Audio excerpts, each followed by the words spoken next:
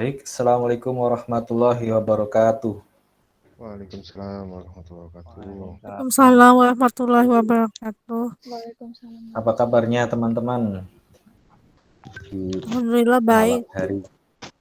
Baik ya, sehat-sehat ya semuanya ya. Alhamdulillah sehat. Alhamdulillah sehat. Alhamdulillah, memang saat ini yang perlu kita jaga betul-betul adalah kesehatan gitu. Tetap jaga prokes ya teman-teman, semoga kita sehat selalu. Alhamdulillah kita dipertemukan pada malam hari ini di belajar TWK ya, untuk memulai acara atau kegiatan kita pada malam hari ini. Semoga dimudahkan, semoga bisa diambil manfaatnya. Mari kita berdoa sesuai agama dan kepercayaan masing-masing. Berdoa dipersilakan.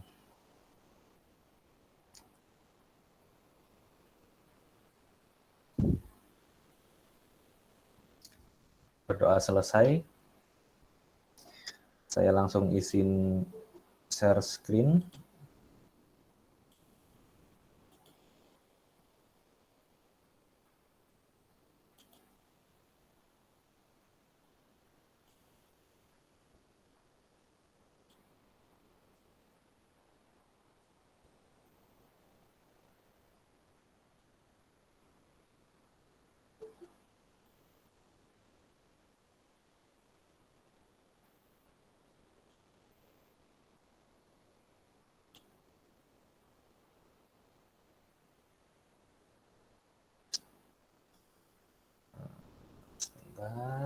Ya.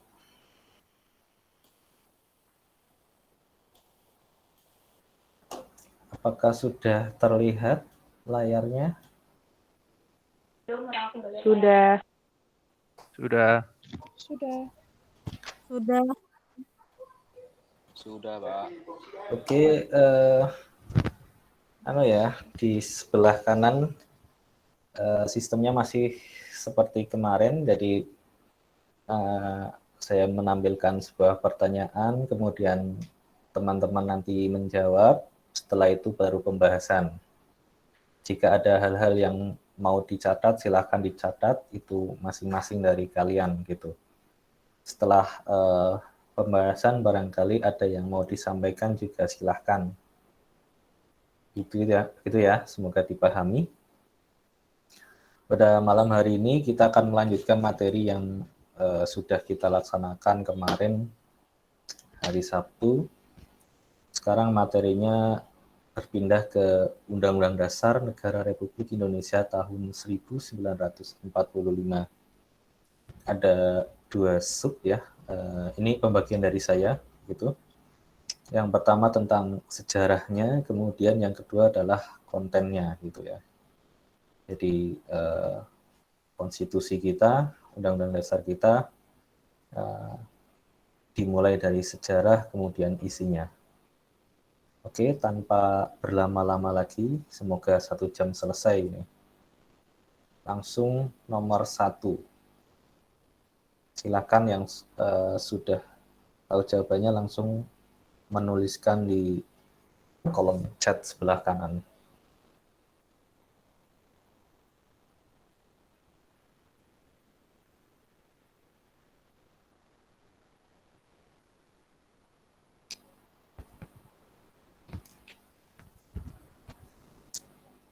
Belum ada nih yang mengirimkan jawaban?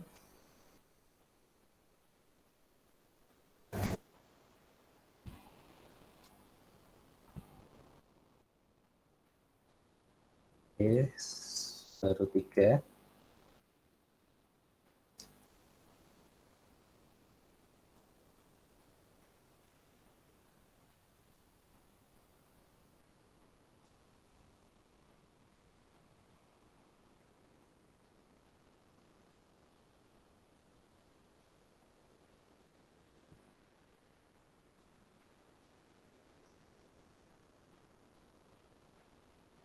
Oke, langsung saya buka jawabannya. Ya, jawabannya adalah C ya, BPUPKI. badan yang merancang terbentuknya Undang-Undang Dasar 1945 adalah BPUPKI. Kemarin sempat kita bahas tentang BPUPKI, yaitu ada 2 sidang ya. Yang pertama 29 Mei sampai 1 Juni, kemudian sidang yang kedua yaitu tanggal 10 sampai 17 Juli. Nah, di sidang yang kedua itu membahas secara kayak secara fokus membahas tentang Undang-Undang Dasar. Kalau di sidang yang pertama itu membahas tentang dasar negara. Kalau di sidang yang kedua lebih ke Undang-Undang Dasar. Ya. Nah, saat itu kan di sidang kedua dari BPUPKI itu membuat sebuah panitia kecil ya yang diketuai Insinyur Soekarno. Kalau nggak salah sekitar 19 orang jumlahnya. Kemudian dari 19 itu yang diketuai Soekarno membentuk lagi tim kecil sebanyak 7 orang yang diketuai oleh Mr. Supomo, Profesor Doktor. Ya. Nah, beliaulah atau tim kecil itulah yang membahas tentang Undang-Undang Dasar, begitu. Kemudian dari hasil panitia kecil itu dibawa lagi ke BPUPKI dan akhirnya di tanggal 17 disepakati sebagai Undang-Undang Dasar. Tapi itu baru merancang ya, belum disahkan karena yang mengesahkan adalah PPKI, Jadi MPRS konstituante itu belum ada, baru ada PPKI.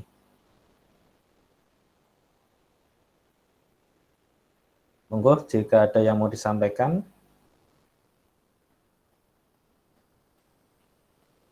Kalau tidak ada, kita lanjut lagi. Silakan dijawab.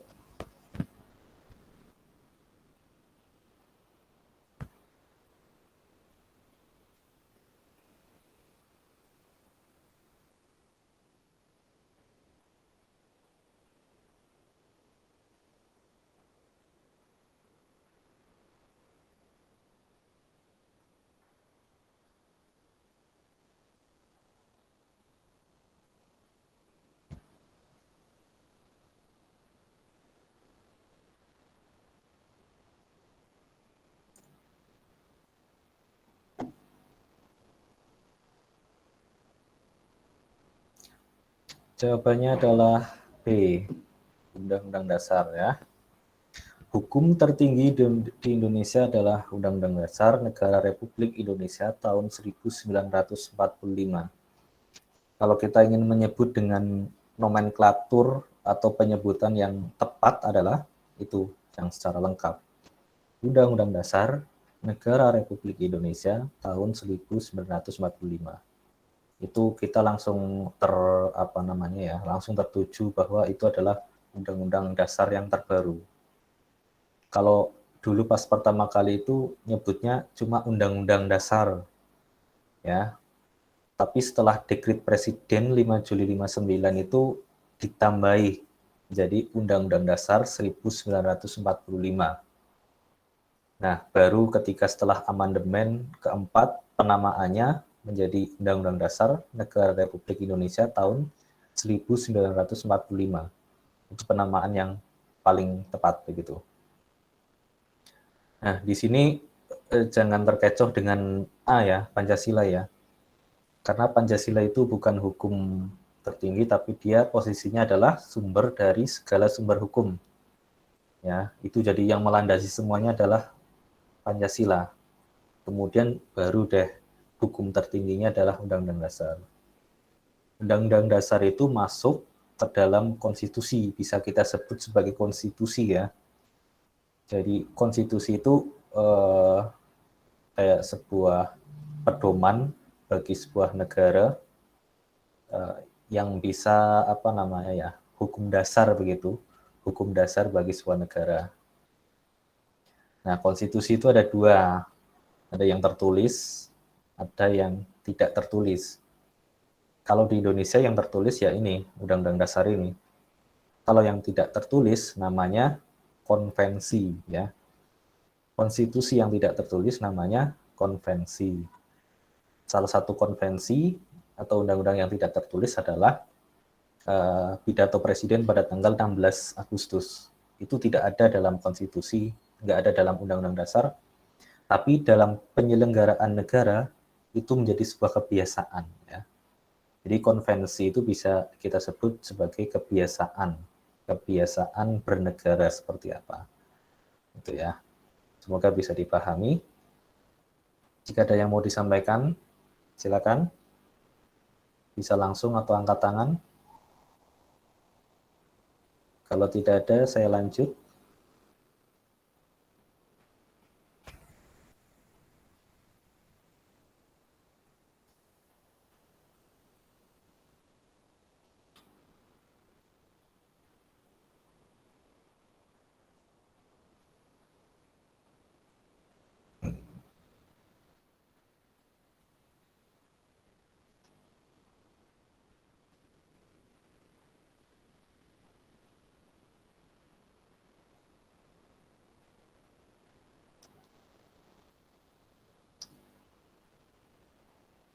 Yuk, yang jawab baru 3, yang lain.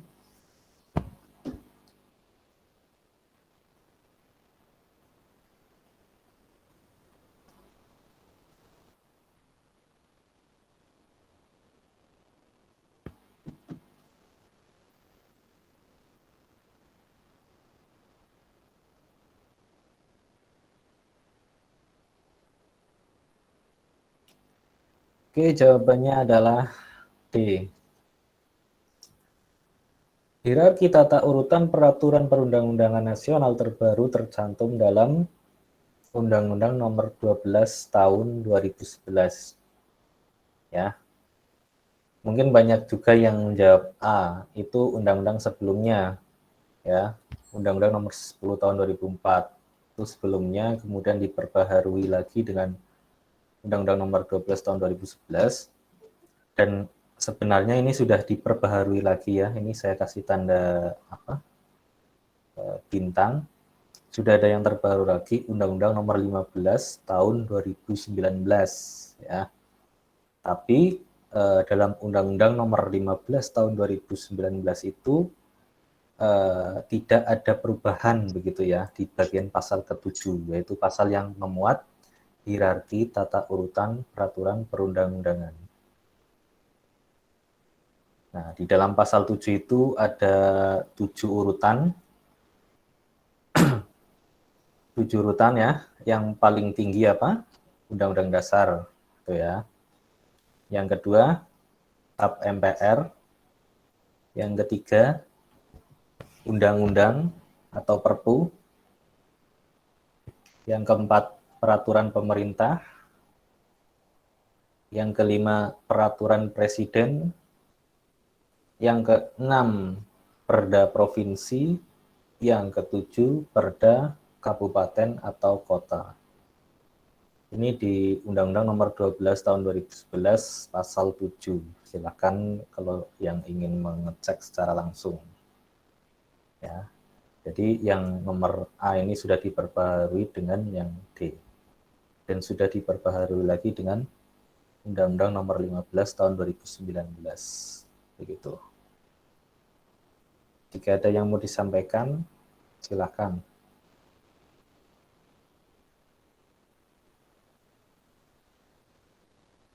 Jika tidak, kita langsung ke nomor selanjutnya.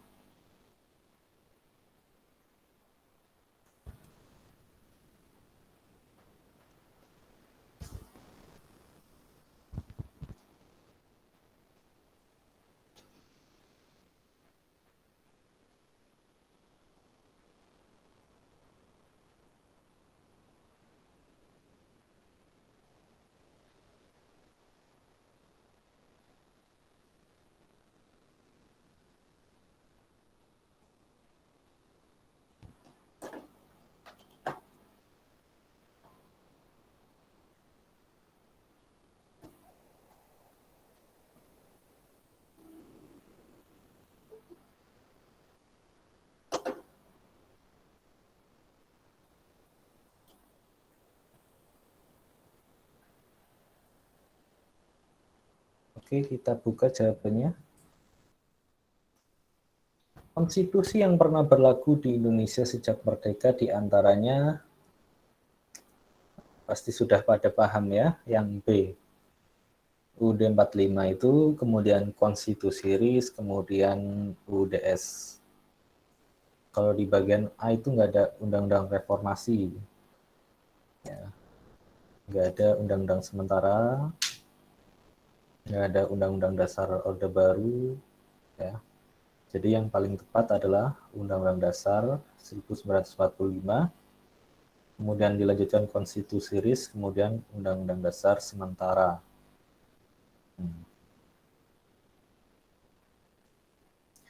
Kemudian kapan saja masa berlakunya? Masa berlakunya itu kalau yang Undang-Undang 45 itu sejak 18 Agustus ya.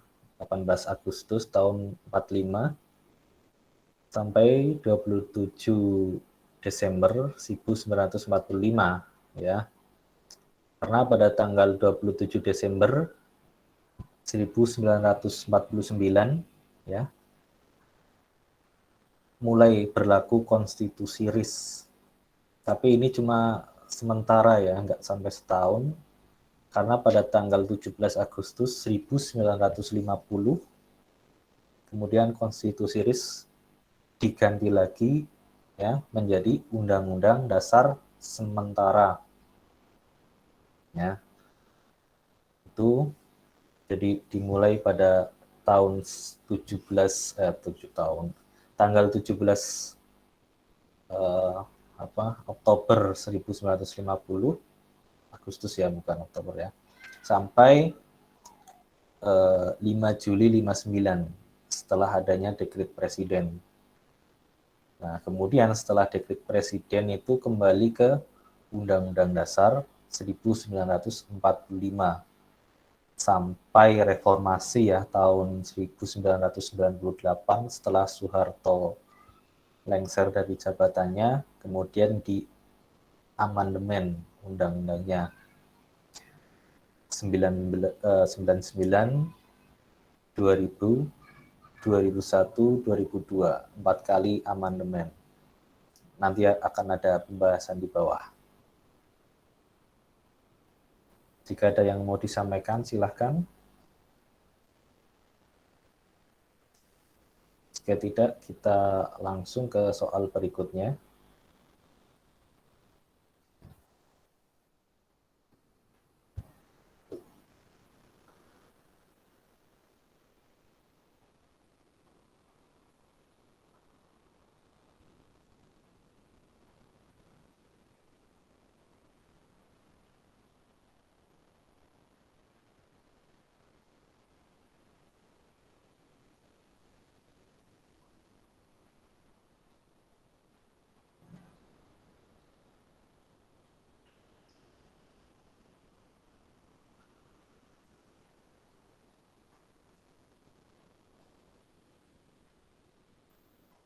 Oke, jawabannya adalah B.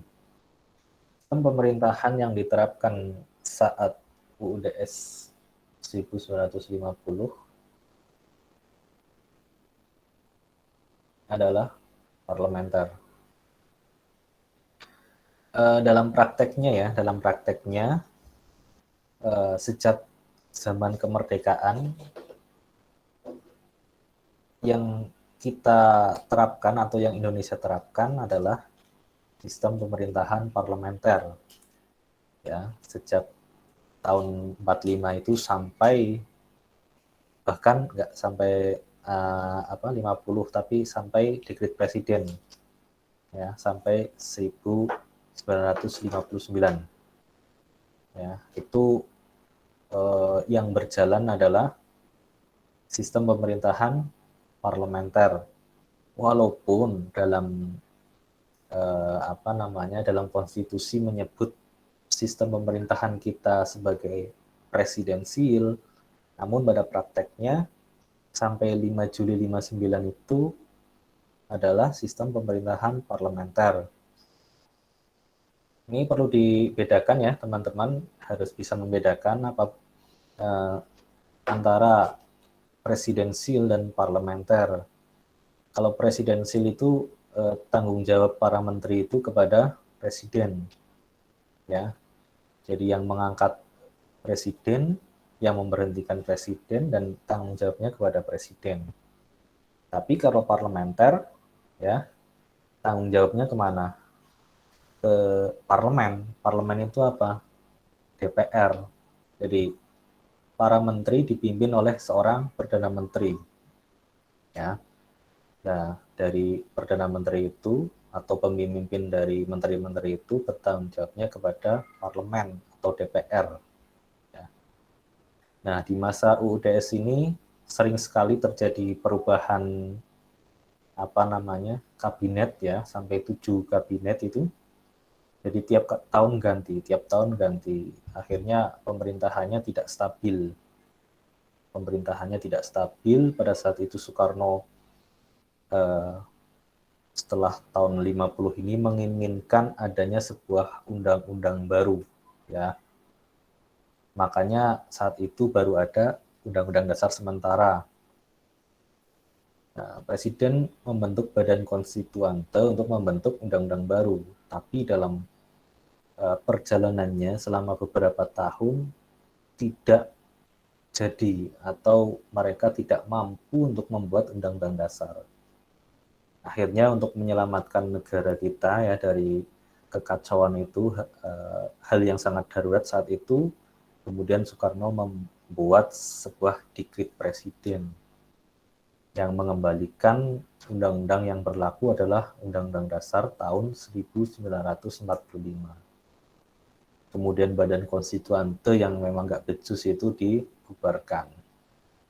Itu ya. Jika ada pertanyaan silakan atau hal yang mau disampaikan.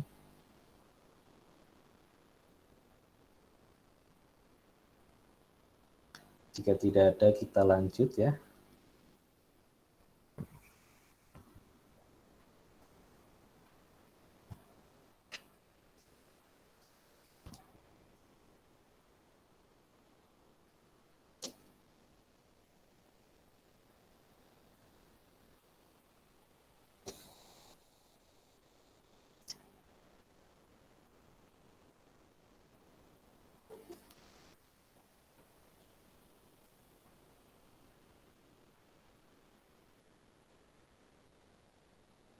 Oke, jawabannya adalah ini sih harusnya benar semua ya, karena tahunnya ini sudah sangat berbeda. 99, 2000, 2001, 2002. Mungkin kalau tahunnya saya ubah jadi sama, kemudian tanggalnya yang diganti, mungkin jawabannya yang mungkin lupa gitu ya. Ya. Jadi amandemen itu ada 4 kali. Tahun 99, tahun 2000, 2001, dan tahun 2002. Tanggalnya berapa saja? Sebenarnya tadi saya mencari tentang tanggal-tanggalnya, ada beberapa pendapat yang berbeda ya. Ada yang namanya sejarah ya, jadi pasti ada yang didebatkan gitu. Ada tanggal yang berbeda, terutama di amandemen yang ketiga sama yang keempat. Kalau yang 1 sama 2 rata-rata sama, di mana-mana sama, yaitu sidang umum yang pertama MPR itu tanggal 19 Oktober tahun 99. Ini tanggal penetapannya ya. Bukan tanggal sidangnya, tapi tanggal penetapannya. Sidangnya itu lama beberapa hari. Ya, 19 Oktober tahun 99. Kemudian sidang tahunan MPR yang kedua, amandemen yang kedua tanggal 18 Agustus ya. 18 Agustus tahun 2000. Kemudian amandemen yang ketiga itu 9 November ya, 9 November tahun 2001. Ada sumber lain yang menyebut tanggal 10. Nanti silakan di pertanyaan dilihat yang paling cocok ya. Karena nggak mungkin yang tanggal-tanggal itu, yang 9 sama 10 itu disatukan. Kemudian yang amandemen keempat itu tanggal 11 Agustus ditetapkannya. Ya, 11 Agustus. Di pendapat lain ada juga yang menyebut 10 Agustus. Ya. Ya. Jadi 19, 18, 9, 11. Itu nanti kalau dihafal seperti itu kemungkinan lebih mudah ya. Monggo jika ada yang mau disampaikan.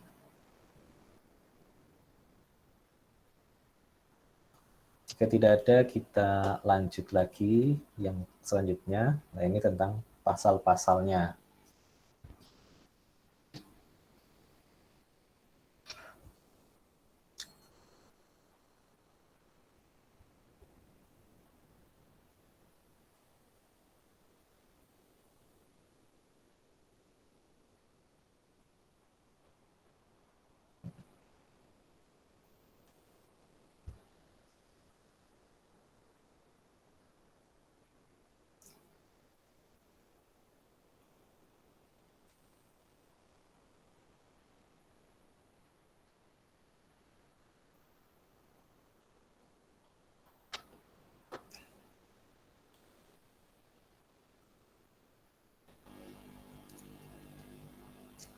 Oke, jawabannya adalah D.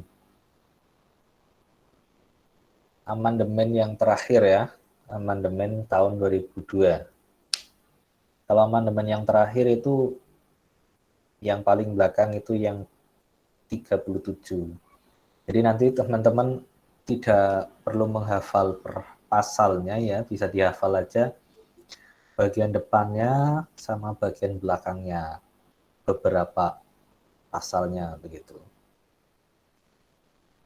Nah, mari kita lihat.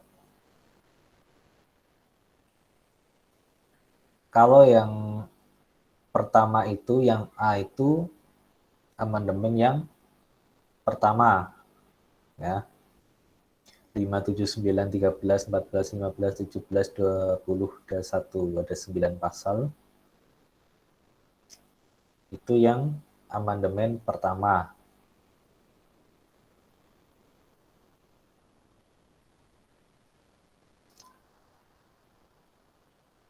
Kemudian yang B itu amandemen yang kedua. Tapi ini nggak lengkap ya, yang B ini tidak lengkap, pasalnya lebih banyak lagi ya. Ada 25 pasal. Tapi yang perlu dihafal yaitu yang depan sama yang belakangnya, ada 18, 19, 20. Kemudian ada 28, 30, 36. 28 ini sebenarnya A sampai C itu semuanya. Ya, ini yang amandemen kedua. Kemudian yang C, ini amandemen yang ketiga. Ya. Ini pasalnya sebenarnya banyak banget ini yang amandemen ketiga.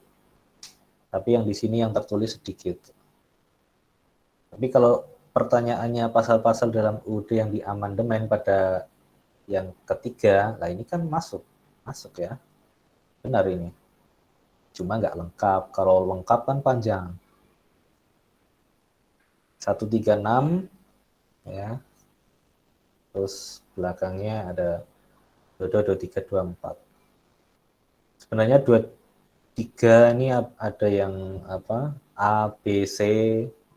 Kemudian yang 24, pasal 24 itu juga A, B, C.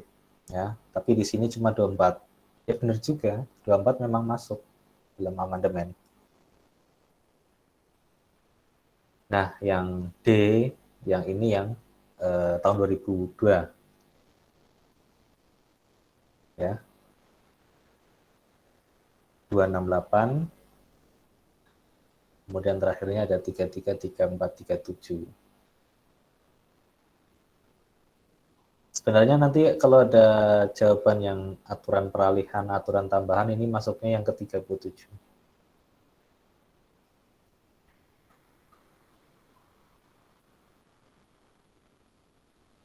Oke. Semoga cukup jelas. Jika ada yang disampaikan, silakan. Monggo.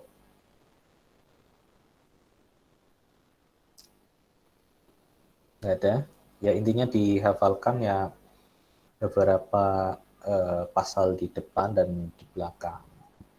Kalaupun di tengah pun juga boleh, atau mau dihafal semuanya itu lebih bagus, lebih bagus. Oke ya, soal selanjutnya.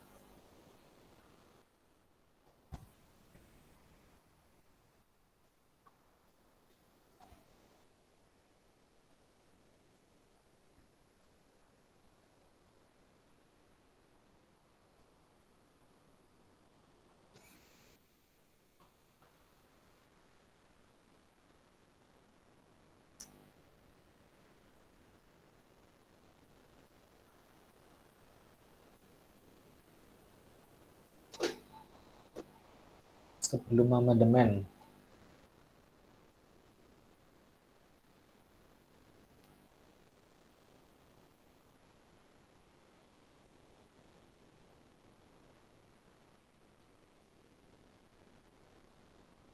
oke, jawabannya adalah C.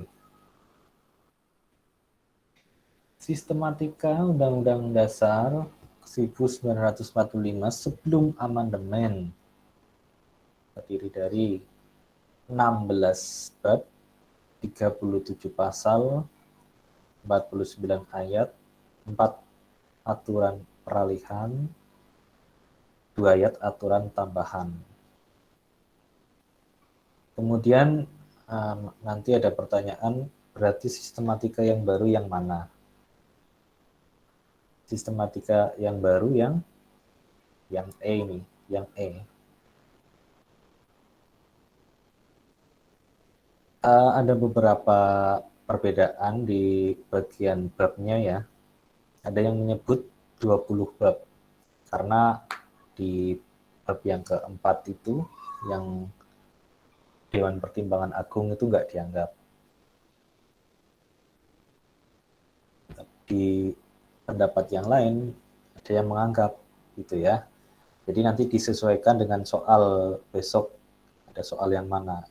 Kalau semuanya pasalnya babnya 20 ya pilih yang 20, tinggal belakangnya yang dibedakan.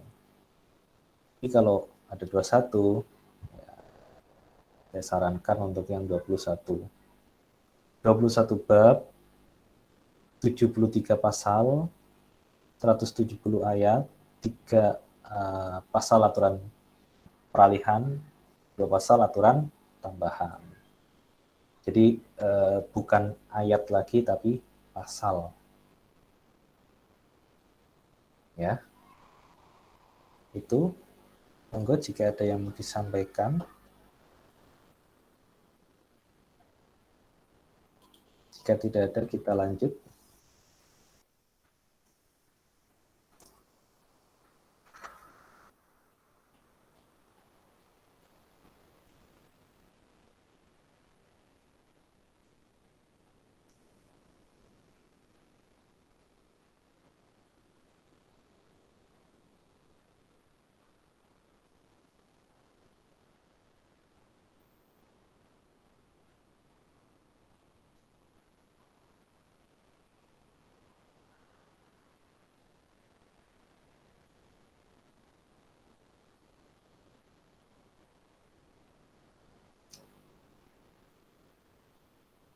Iya, tadi ada yang menyampaikan di literatur lain ada yang 194 ayat, ya saya nggak bisa menyalahkan ya, karena masing-masing punya sudut pandang begitu, dan bahkan ada yang menyebut 175 mungkin ya, atau 73 pasal itu juga ada. Tapi yang saya pedomani sampai saat ini adalah yang 21 bab, 73 pasal, 170 ayat, begitu. Jika besok ada pertanyaan mau jawab yang 194 pun, ya monggo saja. Mungkin punya referensi yang berbeda. Oke ya, Jawabannya adalah yang D, ya. Referendum harus lebih dahulu mendapatkan persetujuan masyarakat sebelum undang-undang dasar tertentu diberlakukan. Merupakan pengertian dari referendum obligator, obligatoire biasanya tulisan. Nah, lawan dari referendum obligator adalah referendum fakultatif, ya. Kalau yang referendum obligator ini harus lebih dahulu mendapat persetujuan. Tapi kalau yang fakultatif, undang-undangnya disahkan dulu, setelah itu baru rakyat untuk mengawasi, begitu ya. Jadi referendum itu artinya pengawasan langsung ya, kebijakan atau undang-undang dari pemerintah. Pengawasan langsung. Pengawasannya dengan cara apa? Dengan cara pengambilan suara, ya. Pengambilan suara secara langsung untuk hal-hal yang sangat penting dan menentukan nasib masa depan suatu bangsa. Contohnya ketika Indonesia masih memiliki Timor Timur, rakyat referendum memilih untuk merdeka, akhirnya merdeka juga, ya, akhirnya merdeka karena mereka menginginkan untuk merdeka. Nah, itu. Tapi ini tidak bisa diterapkan ke sembarang daerah ya. Ya, kayak misal Papua ingin referendum itu juga nggak boleh.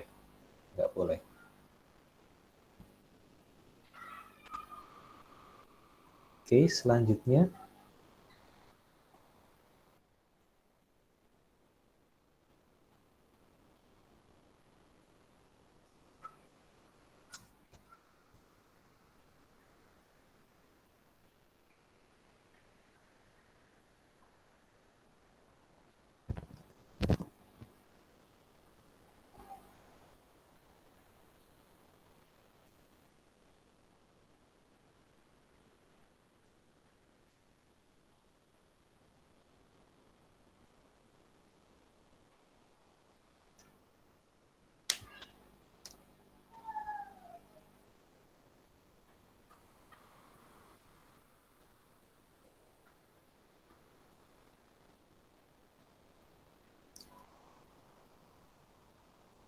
Jawabannya adalah B.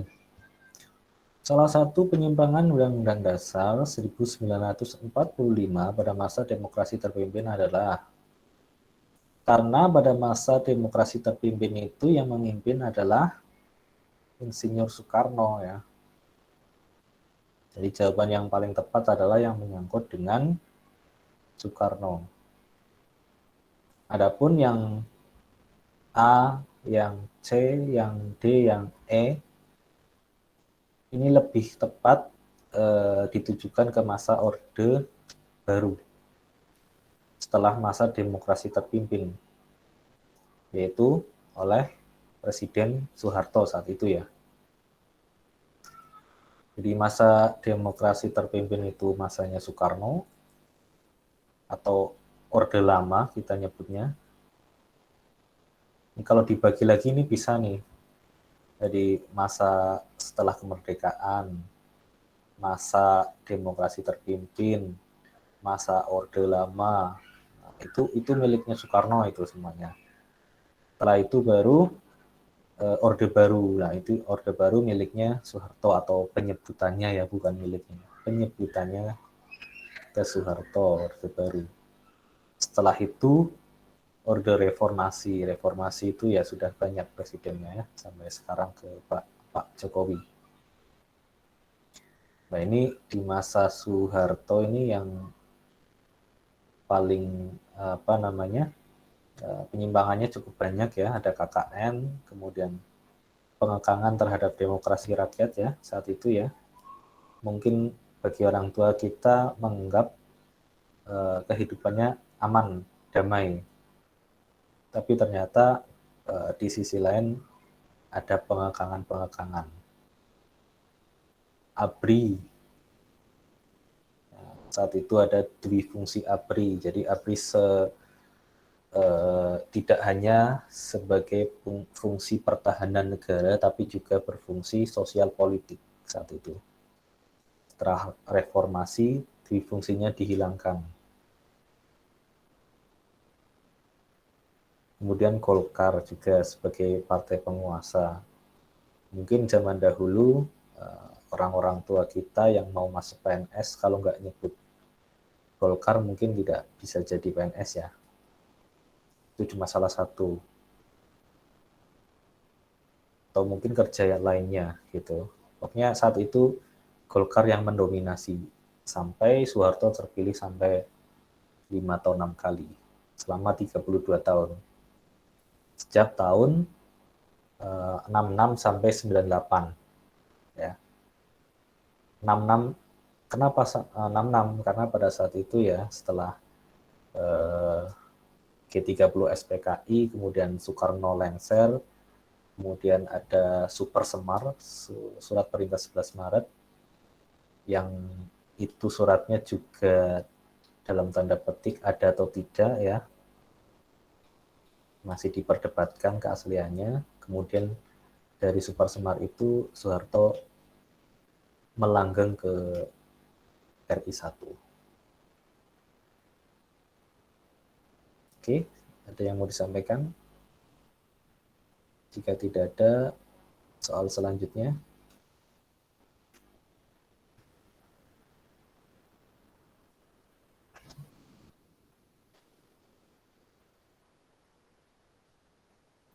Ini sudah masuk ke konten, jadi silakan dilihat di Undang-Undang Dasar yang punya cetak atau yang elektronik atau yang saya share tadi siang.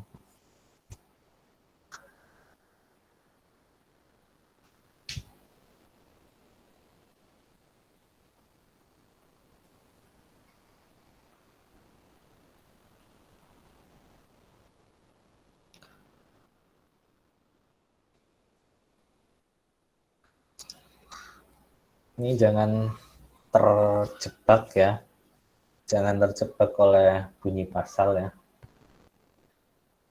Menurut pasal 1 ayat 1 Undang-Undang Dasar Negara Republik Indonesia tahun 1945, bentuk negara Indonesia adalah, yang namanya bentuk negara Indonesia ya kesatuan.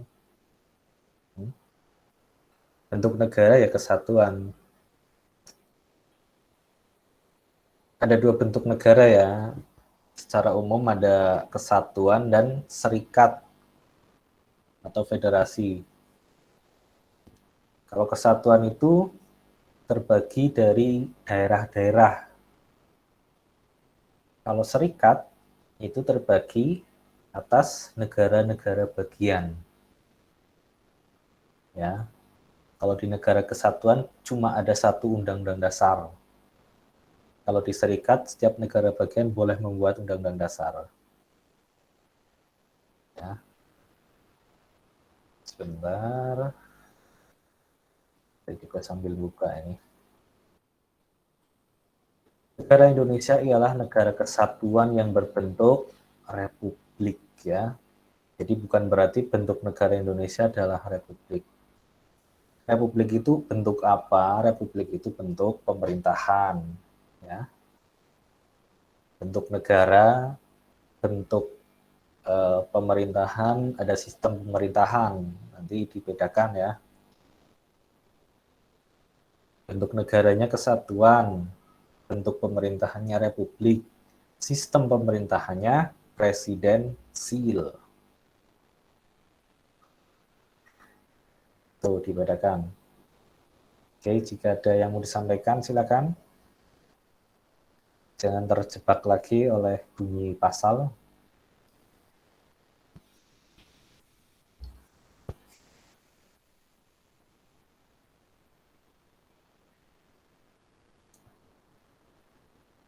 Undang-undang dasarnya di standby-kan biar sambil melihat undang-undangnya.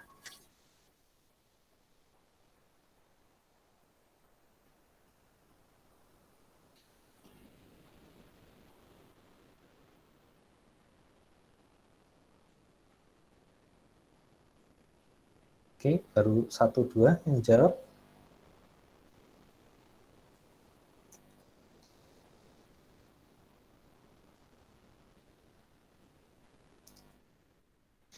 Ya, benar ya, rata-rata.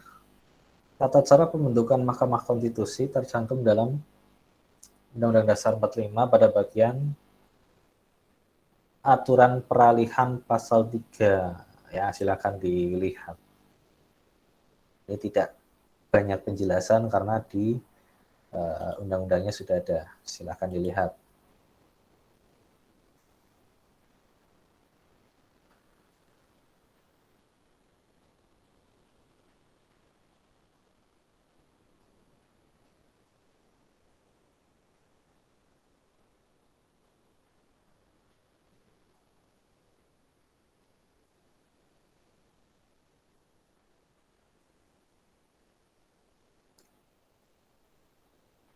Silakan dijawab.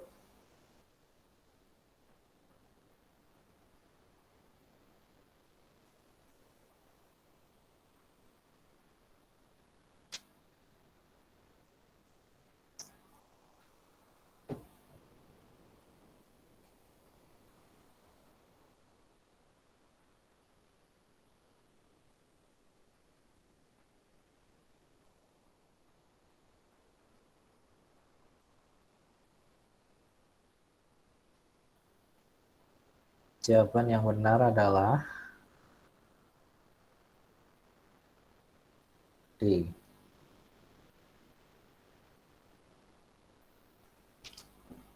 Dasar hukum pembentukan Mahkamah Konstitusi.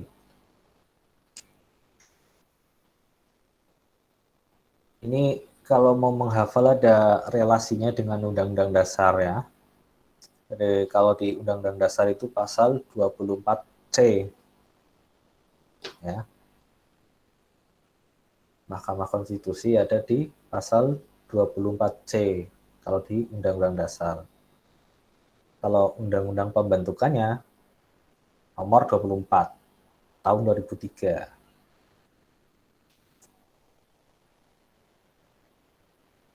Oke, selanjutnya.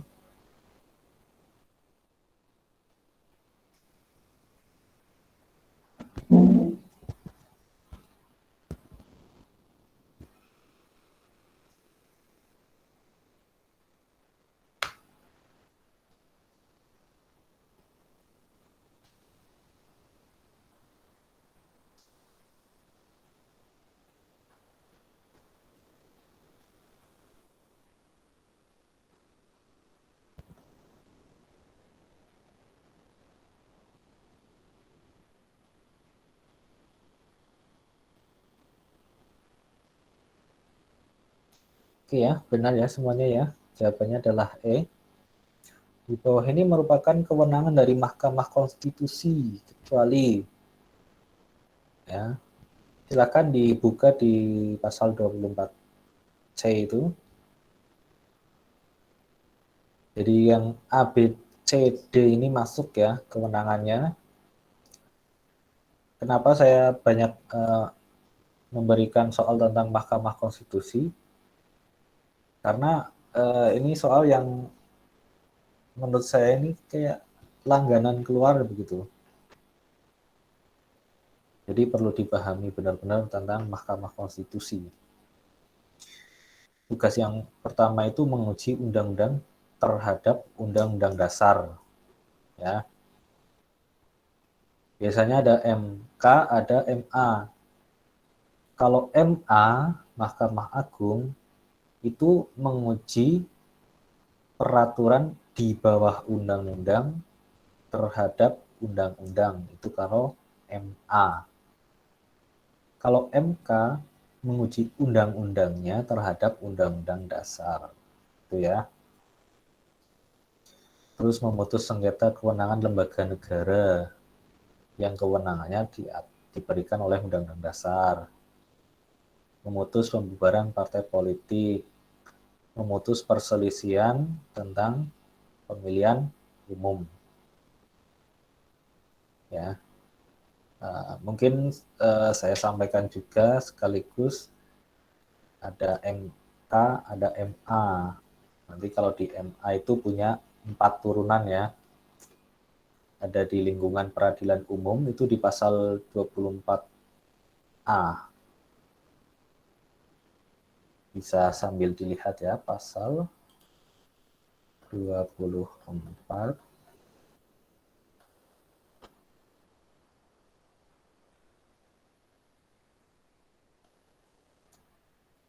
22, 23, 24A ya.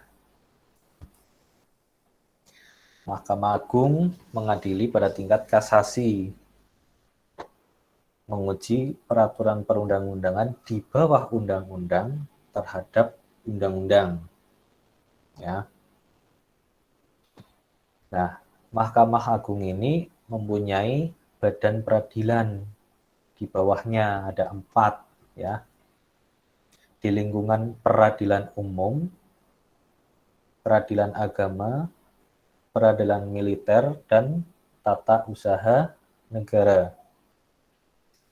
Ya, lingkungan peradilan ya, kalau nama tempatnya itu pengadilan. Kalau lembaganya lembaga peradilan, kalau tempatnya namanya pengadilan. Kalau peradilan umum biasanya tempatnya adalah di pengadilan negeri. Pengadilan negeri. Kalau peradilan agama di pengadilan agama. Peradilan militer tempatnya di pengadilan militer.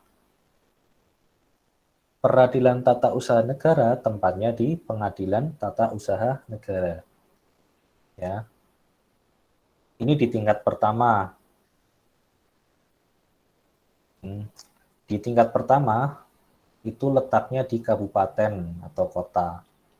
Jadi setiap kabupaten atau kota punya pengadilan negeri. Kalau dalam satu putusan ternyata tidak puas, maka bisa mengajukan banding. Bandingnya kemana? Pengadilan tinggi. Ya. Tingkat kedua, pengadilan tinggi. Letaknya ada di ibu kota provinsi. Pengadilan tinggi, pengadilan tinggi agama, pengadilan tinggi militer, pengadilan tinggi tata usaha negara.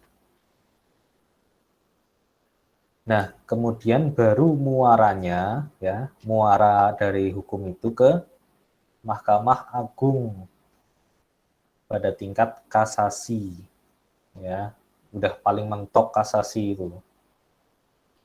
Sebenarnya setelah kasasi bisa lagi ya, namanya peninjauan kembali, itu juga oleh MA, Mahkamah Agung.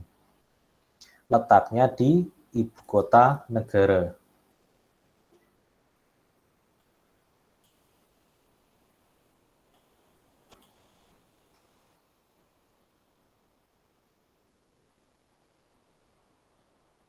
Nah, mungkin itu yang berkaitan dengan kekuasaan kehakiman ya.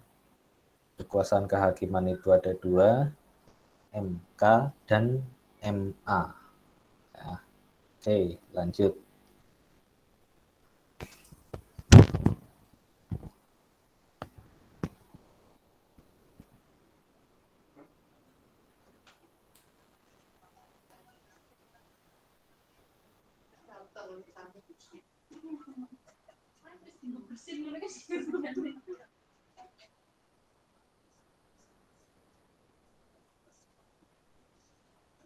Mbak nih, saya dia berapa?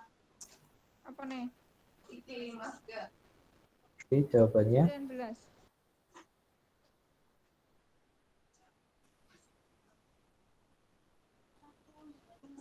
Asli tak sopan no. jawabannya P ya. Ini penjelasannya silakan kalian buka Yen aja barang di ngono ki. Undang-Undang Dasar. Masa ora meneh takon ngejak gendo ta. Apa itu? Masker. Tendi. Ning wekku wingi aku kok golek masker jadi dirimu ngedol niki. Mana ini Ngedol ra. suaranya? Aku ra kuat. Bocor. Masuk oksigen sentral dodol masker gawe aku nih. Teknen guyu.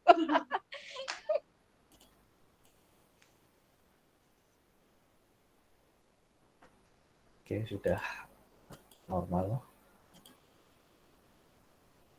Silakan dilanjutkan.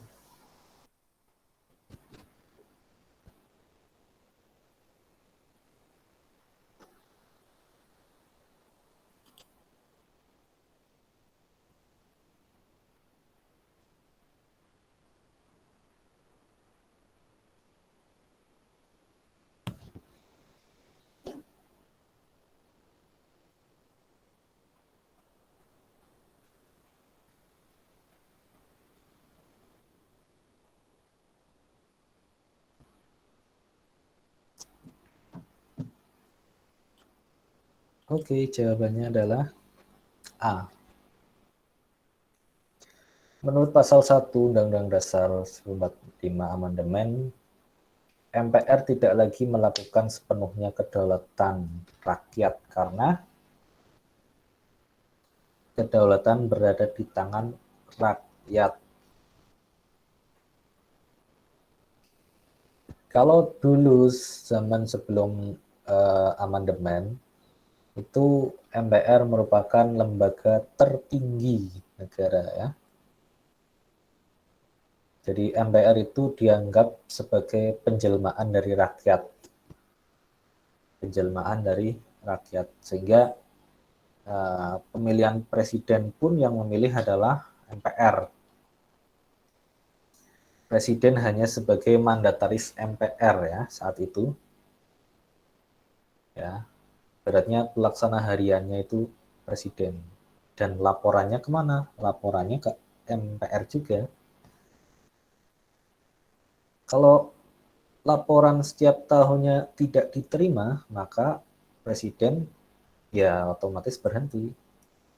Seperti yang terjadi pada saat Soekarno saat itu, tahun 65 atau 66 itu. Pertanggungjawabannya ditolak saat itu. Kemudian akhirnya Presiden Soekarno lengser. Karena pada saat itu yang berhak memilih presiden dan wakilnya adalah MPR. Nah, barulah saat ini kedaulatan berada di tangan rakyat yang sebenarnya begitu. Ada pemilihan secara langsung.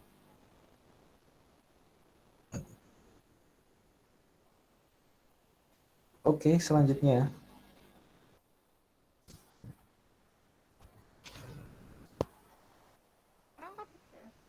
Di kamar mandi.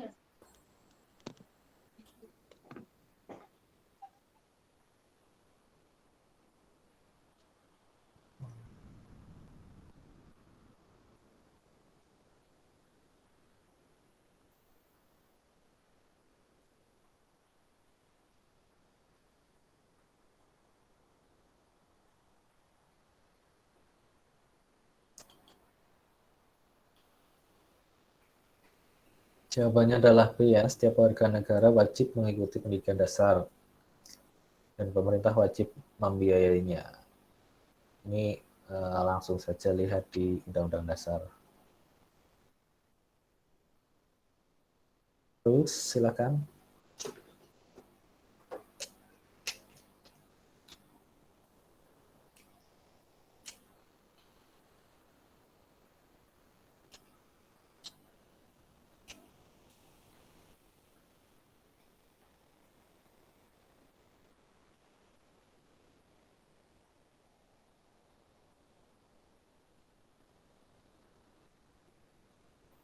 Ya, jawabannya adalah D. Pasal 32 ayat 2. Negara menghormati dan melihara bahasa daerah sebagai kekayaan budaya nasional. Kalau ditanya bahasa persatuan, bahasa Indonesia. Tetapi bahasa daerah pun tetap dipelihara sebagai kekayaan budaya nasional. Oke, lanjut.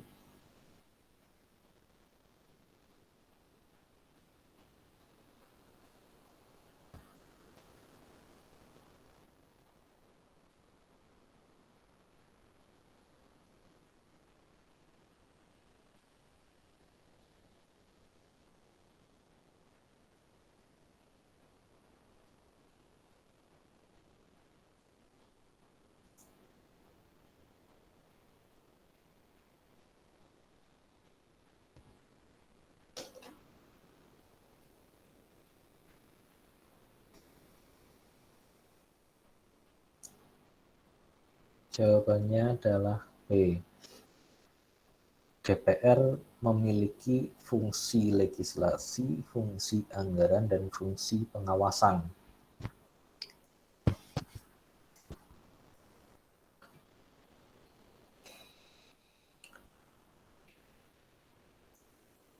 Nah, mungkin ada yang masih bingung juga apa itu fungsi legislasi, fungsi anggaran, dan fungsi pengawasan. Fungsi legislasi itu fungsi yang berhubungan dengan undang-undang ya, atau fungsi untuk membentuk undang-undang. Bahwa DPR mempunyai kekuasaan untuk membentuk undang-undang.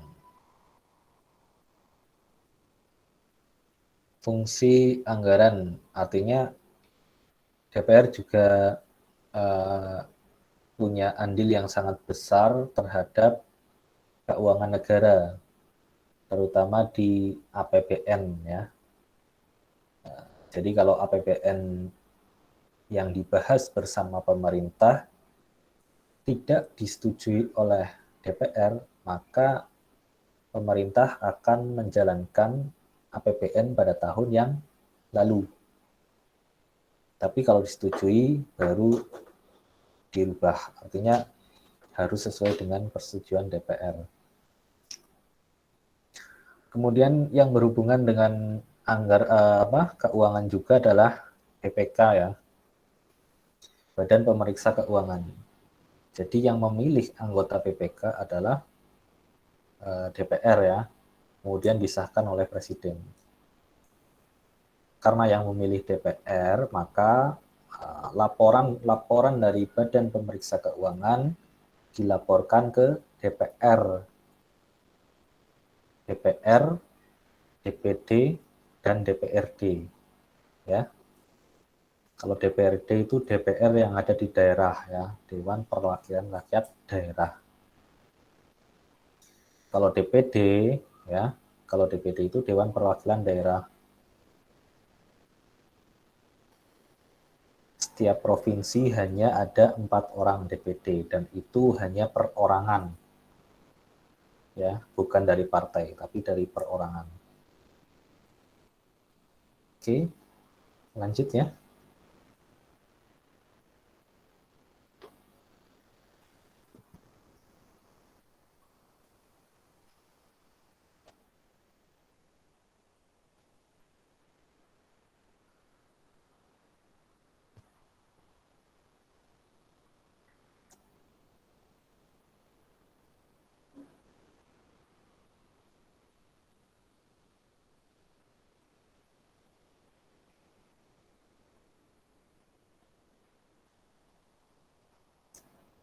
Oke, jawabannya adalah D.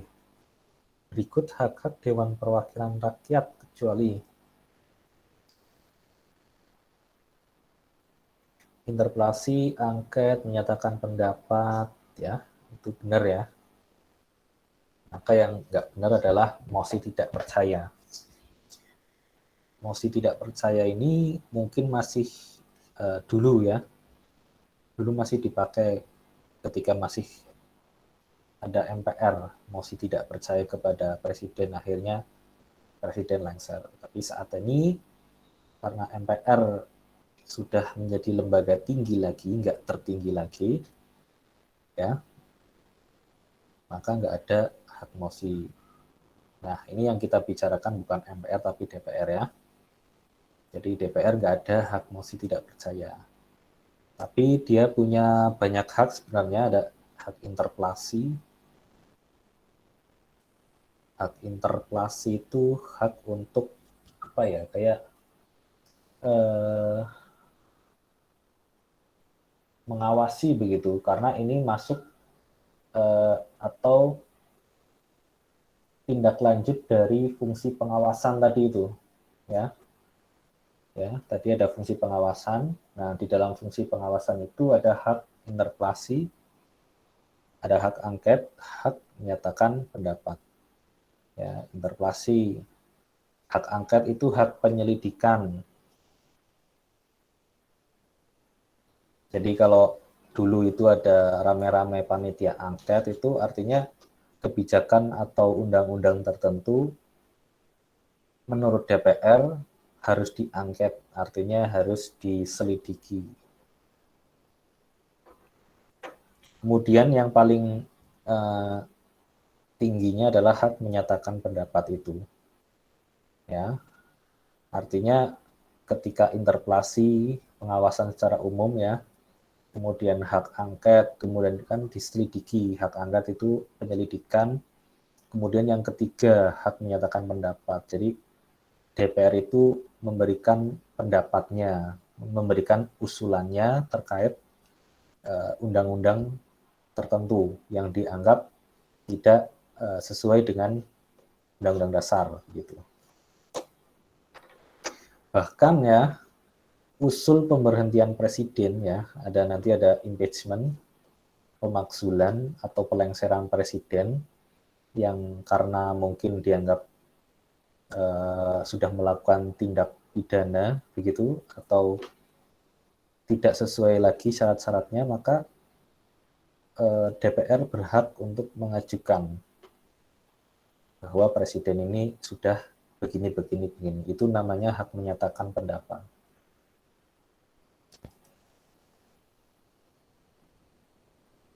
Oke, selanjutnya.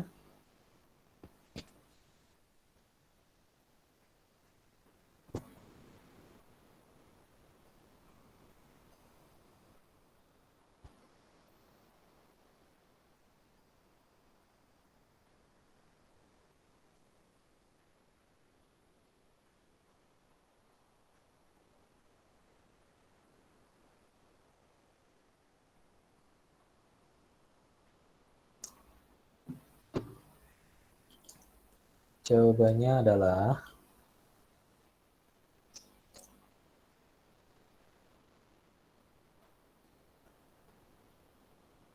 C. Silakan ini dibuka di Undang-Undang Dasarnya.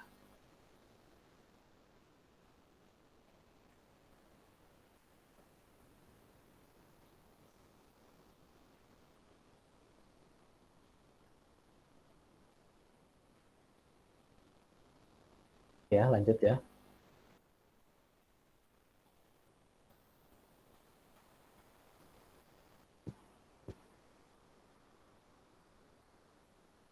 Coba saya cek lagi.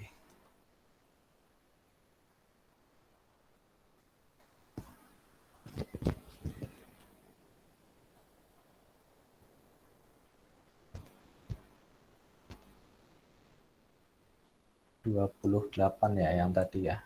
Coba kita cek lagi.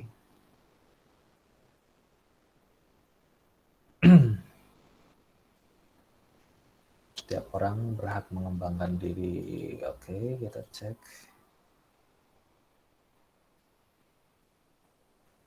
Pasal 28C.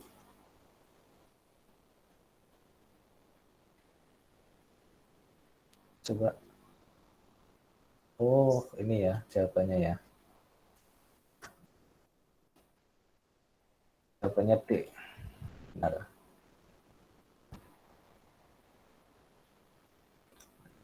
Mungkin saya maksudnya C ini ya. Malah nulisnya. Oke, terima kasih koreksinya. Yang benar yang 28C. Oke.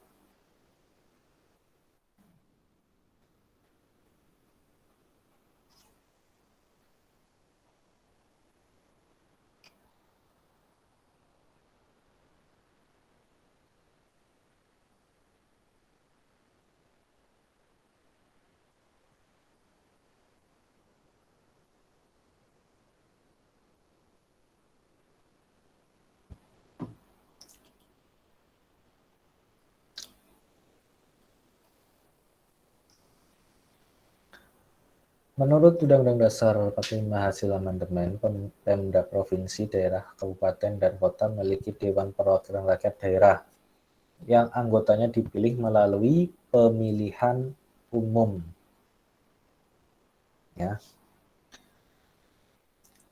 Kemudian kalau besok ditanya pesertanya ya, peserta pemilihan umum itu siapa? pesertanya adalah partai politik. Ya.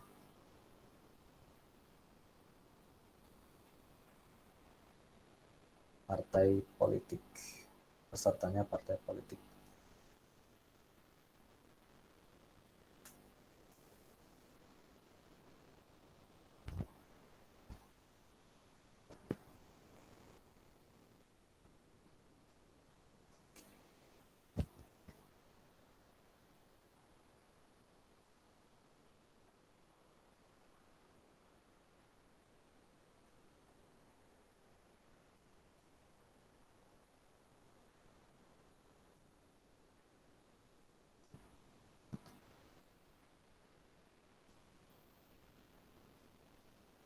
Oke, jawabannya adalah E.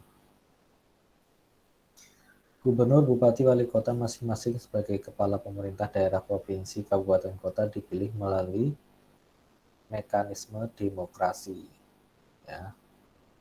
Kalau yang tadi DPR, DPRD, DPD itu dipilih melalui mekanisme dipilih melalui pemilihan umum.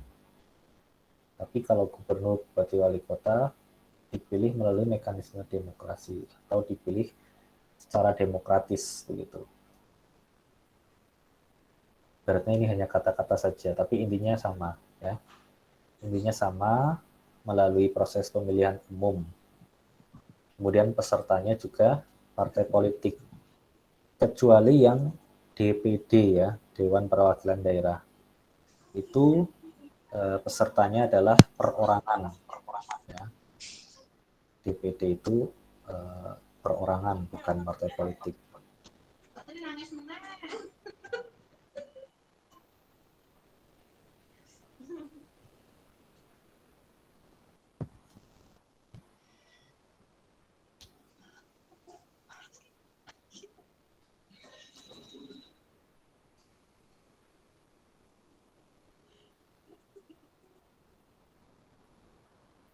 Oke, ini benar ya. Yang berwenang memberi gelar, tanda jasa, dan lain-lain tanda kehormatan adalah presiden.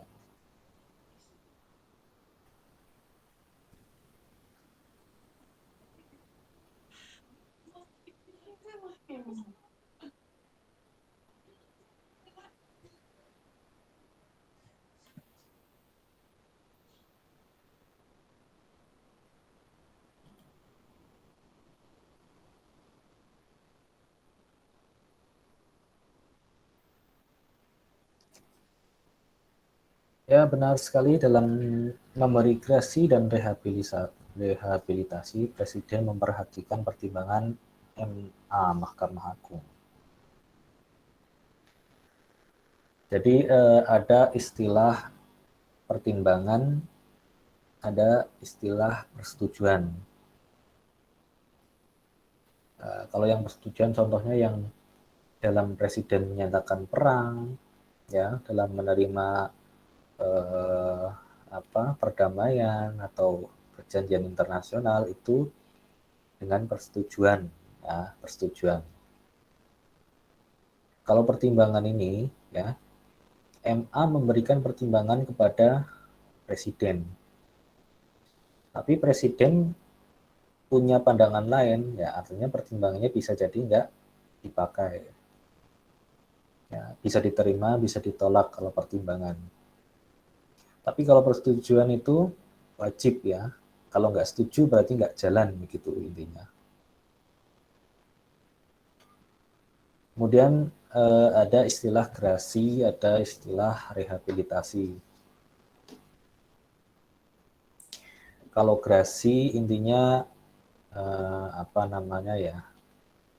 bisa pengurangan, bisa menghilangkan secara sepenuhnya juga, ya, dari hukuman yang sedang dijalaninya begitu. Artinya dia sudah dihukum bersalah, ya, sudah ada keputusan hukum tetap.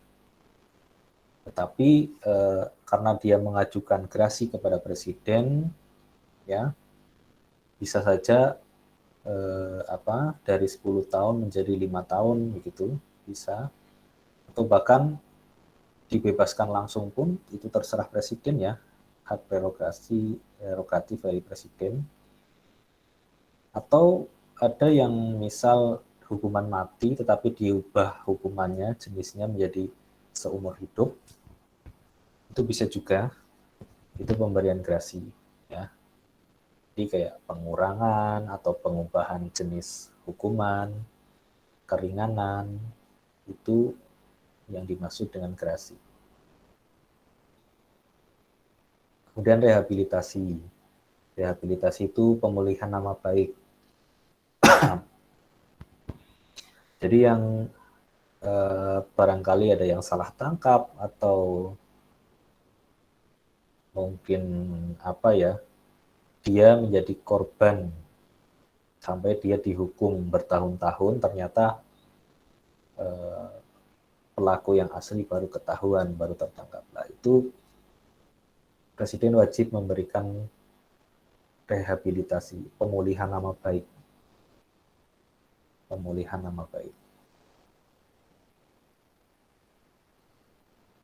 Ya, sebentar. Terus nanti ada amnesti, ada abolisi. Ya. Amnesti, abolisi dengan memperhatikan pertimbangan DPR.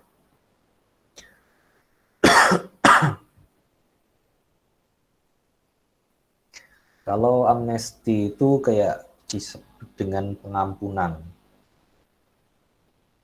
Ya, pengampunan, amnesti. Biasanya dalam satu kelompok besar. Sebagai contoh, dulu ketika masih ada GAM, itu orang-orangnya di penjara ya. Kemudian oleh presiden diberikan amnesti, diampuni. Dengan tujuan tidak mengulangi perbuatannya itu. Itu amnesti. Pengampunan ya, setelah dijatuhkan hukuman itu diampuni. Kemudian ada abolisi. Ya, kalau abolisi itu pemberhentian ketika dalam proses persidangan. Jadi dia belum ditentukan dia benar atau salah, dia dipenjara atau tidak, tapi langsung dihentikan proses persidangannya. Itu abolisi. Haknya presiden. Oke, selanjutnya.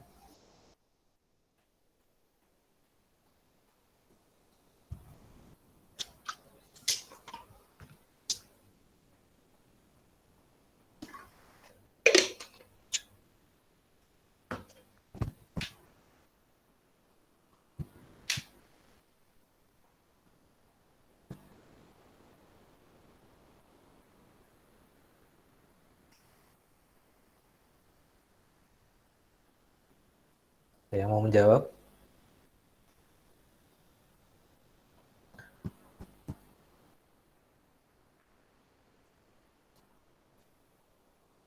Oke, jawabannya adalah referendum. Silakan dicari.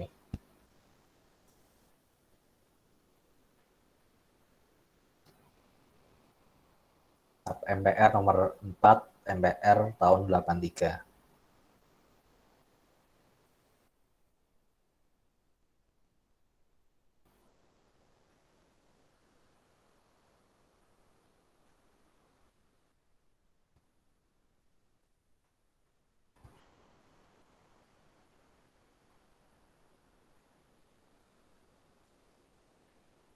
Oke ya, tadi sudah saya sebutkan, sudah saya tegaskan bahwa peserta pemilihan umum dari DPD adalah perseorangan, ya, bukan dari partai politik ya.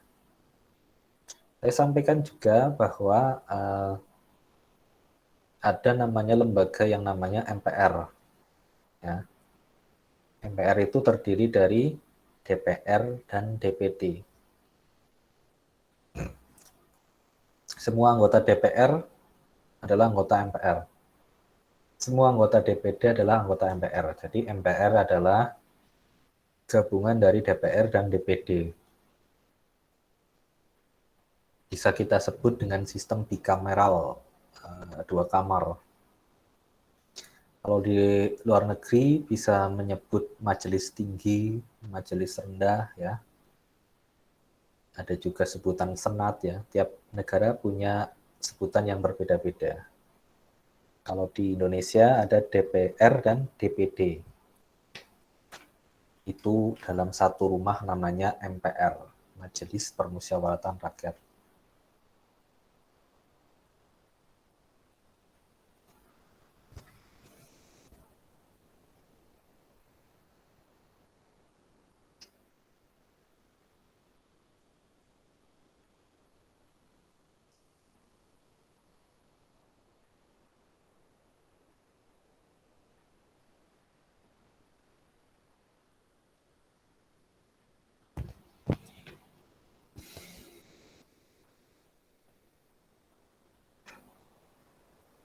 Oke ya, ini gampang ya. Pertahanan dan keamanan negara dilaksanakan melalui sistem pertahanan dan keamanan rakyat semesta. Ya. Nyebutnya atau singkatannya itu Sishankamrata, Sistem Pertahanan Keamanan Rakyat Semesta, oleh TNI dan Polri sebagai kekuatan utama dan rakyat sebagai kekuatan pendukung. Ya. Kalau TNI itu di keamanan, ya pertahanan ya, pertahanan negara itu TNI, kalau polisi keamanannya, begitu.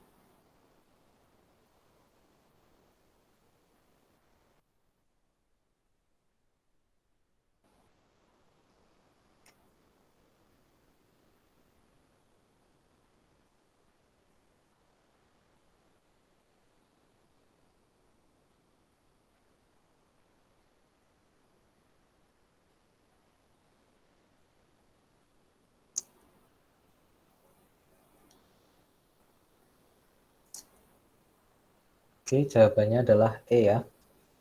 Pasal dalam Undang-Undang Dasar yang menyebutkan bentuk negara tidak dapat dilakukan perubahan adalah pasal 37 ayat 5. Ya, ini. Dan soalnya masih ada berapa ya? Tinggal 1. Silakan, tinggal 1.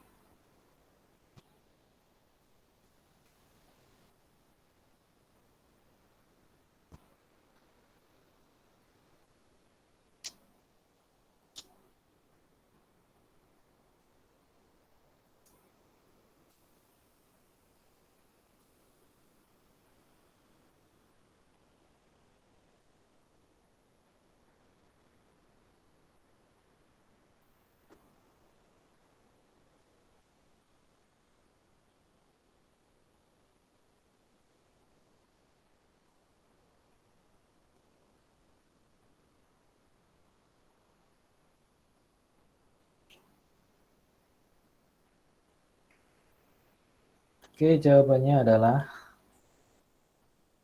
B. Mahkamah Konstitusi wajib memeriksa, mengadili, dan memutus usul pemberian presiden ya, dan atau wakil presiden yang diusulkan oleh DPR. Ya. Jadi kalau alurnya itu bagaimana cara kita memaksulkan atau bagaimana cara presiden dimaksulkan atau di impeachment itu berawal dari DPR mengajukan usul kepada MK. Ya. Nanti MK memberikan hasil dari putusannya bahwa presiden itu bersalah atau tidak, atau sesuai syarat atau tidak. Ya. Misal masih sesuai berarti ya berhenti, ya tidak bisa dimaksulkan. Tapi jika Mahkamah Konstitusi memberikan hasil bahwa terbukti presiden melakukan kesalahan atau sudah tidak sesuai dengan persyaratan, nanti dikembalikan lagi ke DPR ya. DPR melaksanakan sidang paripurna. Setelah sidang paripurna disepakati ya, jika nggak disepakati berarti tetap mundur ya. Jadi pengusulannya itu 2/3 dari jumlah DPR dan disetujui 2/3 ya. Itu di DPR-nya. Kemudian setelah mendapat hasil dari MK bahwa presiden bersalah atau tidak sesuai dengan persyaratan, dilakukan rapat paripurna DPR, kemudian baru diusulkan di MPR. Ya, diusulkan di MPR. Nah, nanti MPR wajib untuk membahas dalam sidang paripurna yang dihadiri minimal 3/4 ya, 3/4 dari jumlah MPR, kemudian nanti di ACC atau disetujui oleh 2/3 dari MPR. Nah, itu ada di pasal berapa ya? Pasal 7B. Alurnya seperti itu.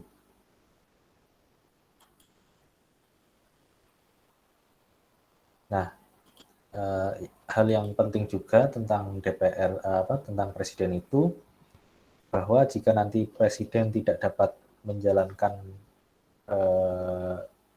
berhenti ya, misal presiden berhenti, maka yang berhak mengajukan adalah yang berhak untuk maju menjadi presiden adalah wakil presiden. Itu otomatis ya. Tapi jika nanti yang berhenti adalah wakil presidennya ya, maka presiden memberikan opsi, memberikan pilihan kepada MPR.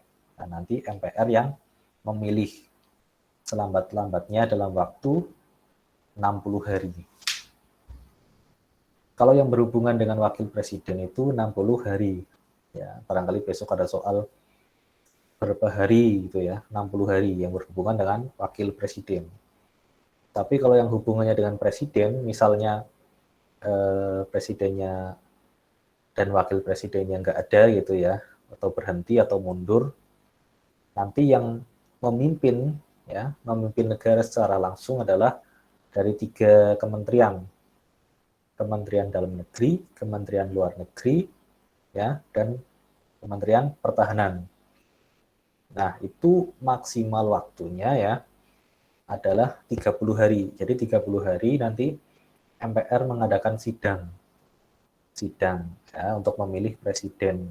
Dari mana? Dari partai pemilu yang posisi 1 dan 2 terbanyak. Ya.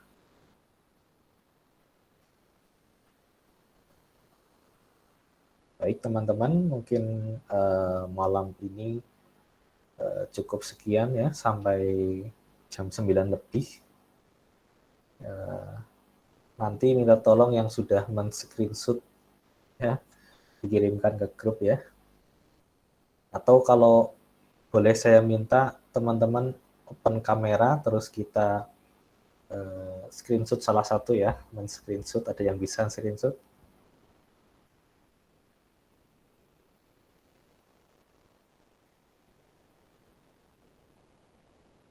Gimana kalau open kamera sebentar?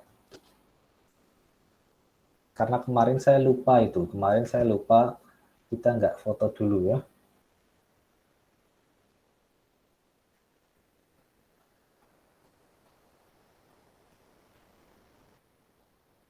Oh, ternyata pada malu-malu.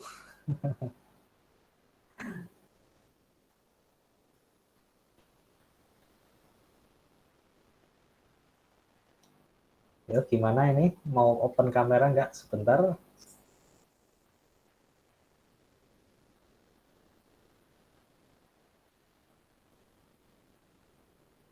Ya, siapa yang mau men-screenshot? Ada yang bisa men-screenshot?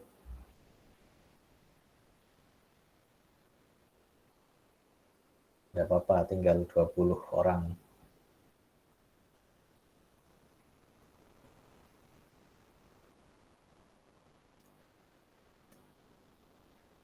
Oke ya, kalau mungkin masih malu-malu untuk buka kamera, ya. Terima kasih atas antusiasnya di malam hari ini. Semoga saya diberi kekuatan lagi untuk atau diberi kesempatan lagi untuk melanjutkan materi ya, karena materinya masih ada nasionalisme, masih ada NKRI, masih ada integritas. Tapi untuk minggu depan sepertinya saya agak sibuk ya, kemungkinan mungkin belum bisa melanjutkan. Atau mungkin saya usahakan ada dari dari teman saya mungkin yang bisa mengisi di TKP atau TIU ya, semoga saja ya. Ya doakan saja yang teman saya pada bisa, nih saya rayu-rayu. Siapa? Tiunya lah. TIU sama TKP ya.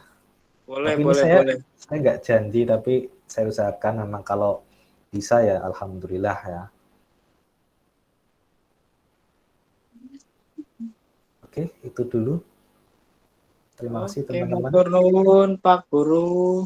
Oke, kurang lebihnya saya mohon maaf. Assalamualaikum warahmatullahi wabarakatuh. Waalaikumsalam warahmatullahi wabarakatuh. Matur nuwun Pak Guru. Yo, sampai jumpa di pertemuan selanjutnya. Ya. Terima kasih.